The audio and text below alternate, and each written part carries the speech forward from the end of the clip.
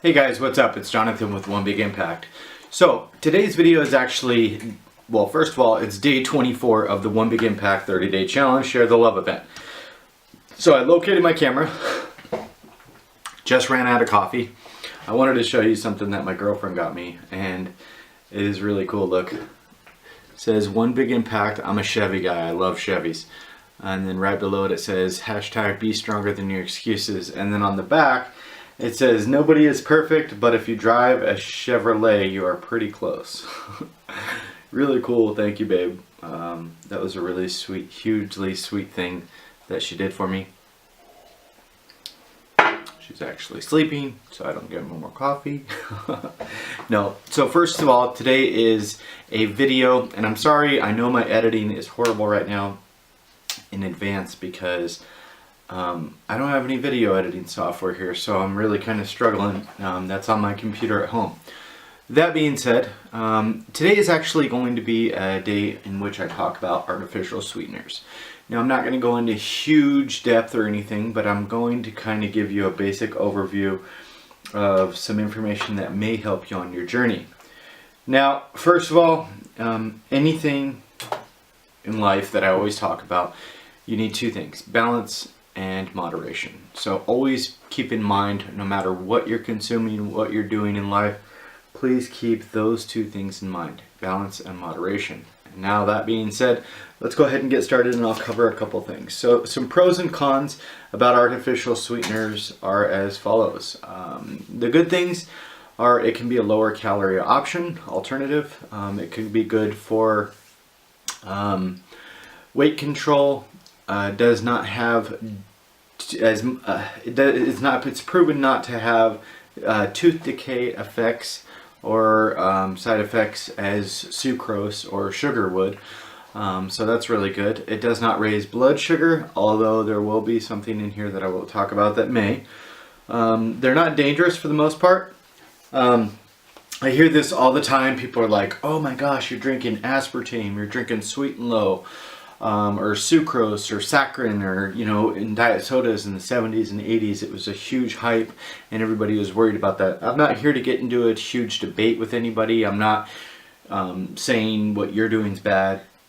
Please don't say what I'm doing is bad, because I know for the most part, as long as you keep it in moderation, you're perfectly fine. There's no proven studies anywhere in the world, as far as any scientific journals or anything, that prove that sweet and low is necessarily bad for you. It can be bad for you, but only if you consumed like a ton of it, an actual ton. And I don't care if you consumed water in an actual ton, it would be bad for you. So yeah, that being bear in mind, I'm not saying one is better than the other necessarily. I'm just here giving you information about it that you can use to make the best decisions on your journey that fit you, that you feel comfortable with. The next thing is a couple not so good things, or the cons. I did the pros and now the cons. They can be proven to trigger cravings. A lot of the times if you eat, you know, an Atkins bar or something like that, it can it can I cannot talk today. It can trigger your cravings, and then you can want more. Or if you have it with your coffee and then you have 2 coffees, you're going to want to have 4 coffees, 5 coffees, and so on, and so forth. The next thing is, it can easily kick you out of ketosis. I always tell people to stick to like 1 packet or a couple drops or something, depending on how you're consuming it, but keep the content or the portions very low, or else it can kick you out of ketosis pretty easily.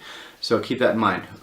Some people complain about this. I've only noticed it with like the little drops that you do, that it can have a bad aftertaste. Usually, like, it's not a problem. The only time it's a problem is if you're eating too much of it. So if you're dropping too many, or you're putting too much packets in what you're eating, it can be.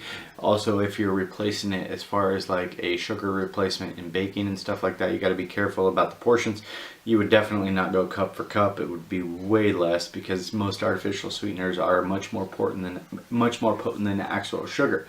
So you definitely have to keep that in mind and do the conversions. The next thing is, artificial sweeteners can still be derived from naturally from occurring substances. From naturally occurring substances. So they can be artificial sweeteners, but they can be a portion of a substance from something else. So you have to definitely keep that. Chair. Damn dog. You don't listen. I have to. He's gonna end up in the video trying to hump me or something. So I had to be rough with him. I'm sorry. So you can definitely still get those, and vice versa. Natural sweeteners can also be, they can claim that they're natural, but they can still be processed and refined. So it kind of goes both ways. You know, just because something says organic does not necessarily mean it's going to be good for you. So a lot of people think, well, I picked the organic option. Why am I still gaining weight? Well, it may be because you picked the organic of potatoes, or you picked the organic of rice, or bread, or organic ingredient cupcakes or something like that. You know what I mean? Just because it has that label on it doesn't make it good. That's like non-GMO products. Well, it could be non-GMO, but you could be eating 15 granola bars, and that's not going to be good for you.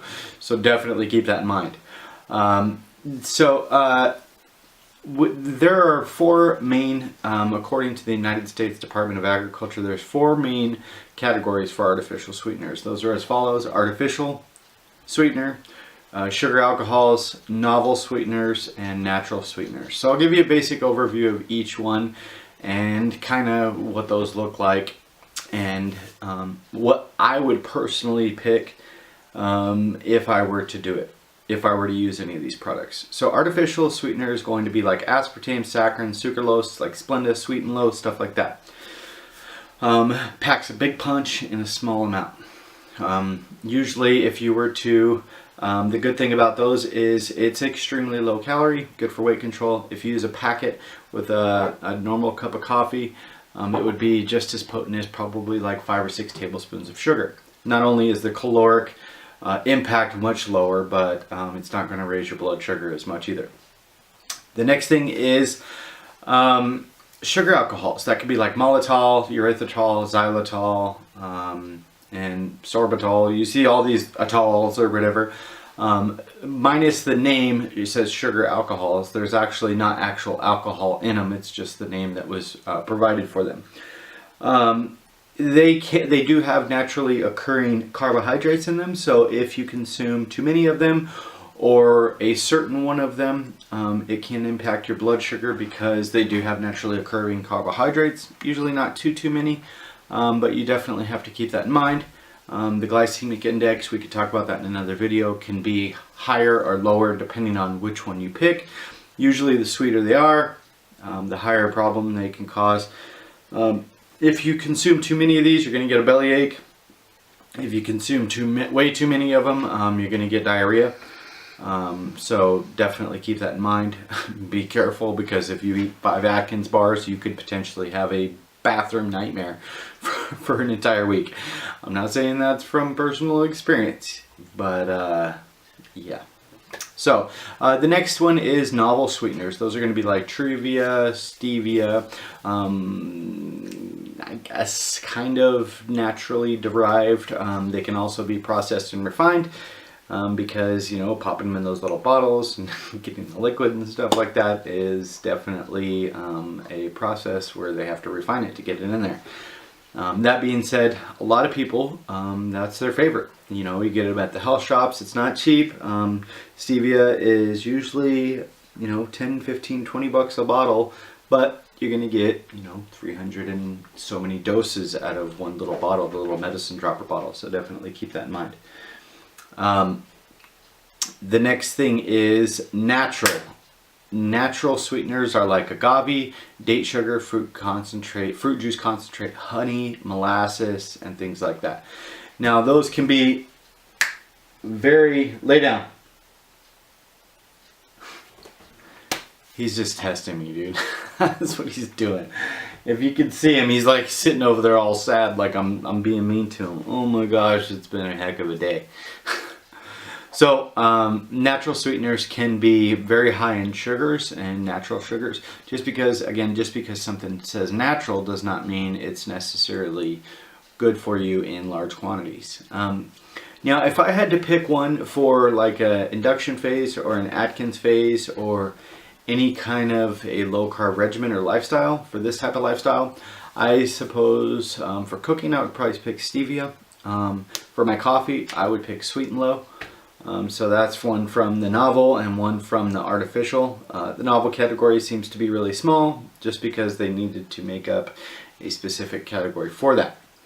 If I was doing like baking and stuff like that, I would probably scratch that. I would use very seldomly I use novel like stevia and stuff like that. And then my coffee would be artificial. And then if I was baking, I would use sugar alcohols. And you don't want to try to use too many, but it depends on what you're doing. And also remember, portions matter, you guys. The amount that you're using of these is what's most important. For the most part, I don't think any of these are going to cause you any kind of problems as far as like health concerns and stuff like that. I personally think regular sugar is going to contribute to obesity and weight gain a lot quicker, a lot faster, and can be much more damaging than the counterpart, the artificial sweeteners. Now, that being said, I don't want you to go consume, you know, gobs and gobs of artificial sweeteners. I don't want you to do that with anything. Not with regular sugar, not with artificial sugar, not with food, not with anything. So definitely keep that in mind. Anything that you want, I would try to keep it to, you know, if you're having it in your coffee, make that the only time you're doing it in the day. If you can prevent and keep that out of your daily regimen, you're probably going to be a lot better off. And usually it only takes a couple days to get used to black coffee. Brenda, as you guys know, drinks black coffee like a ninja every day. She's pretty hardcore, so it can be done. It's definitely not a huge deal. But a lot of diabetics and stuff like that will go for these artificial sweeteners, and the reason they do that is because it doesn't have such an impact on your blood sugar, which is nice. Then because you're not getting those huge highs and then those huge lows, because what happens when you're in that low, a lot of the times you want to get lifted back up.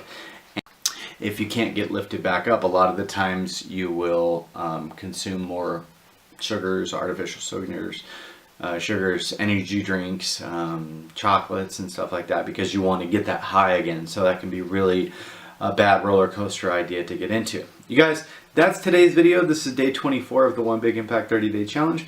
I hope this information helped you. If you have any questions, please put them in the comment section below.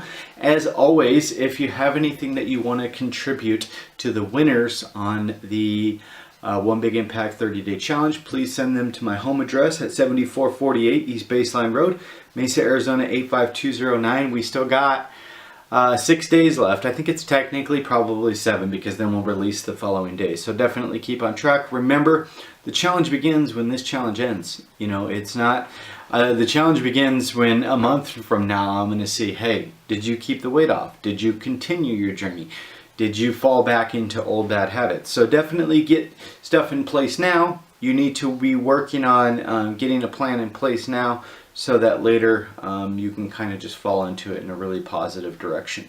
You guys, I'm counting on you. Keep up the good work. Seriously. If you ever shop on Amazon, please use my links. Ask me for my links. I will give them to you day or night, whatever I can. I am in a place where there's a little bit of a time change, about 8 hours. Right now it's 7:06 a.m. at home, and here it is. Let me check my phone.